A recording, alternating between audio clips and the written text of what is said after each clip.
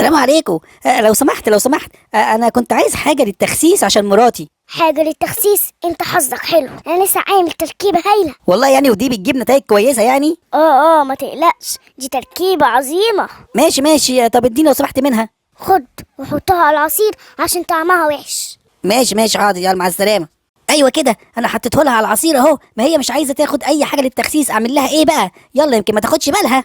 يا نوجا تعالي عملت لك عصير جميل. ايه يا خميس، ما انا جاية اهو. غريبة قوي، عامل لي عصير بنفسك؟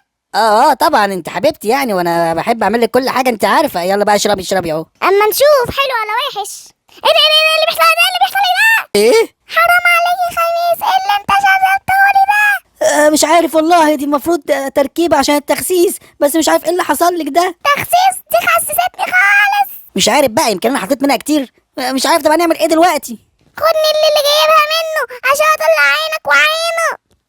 طيب يلا بينا على طول. يلا يا عم الحاج الحقني، انا اديت التركيبه لمراتي وبص حصل لها ايه. ايه ده؟ هي فين مراتك؟ يا عم الحاج ايه تحت ايه. ايه ده؟ بسم الله الرحمن الرحيم. ما حلوه اهي، ما خست اهي.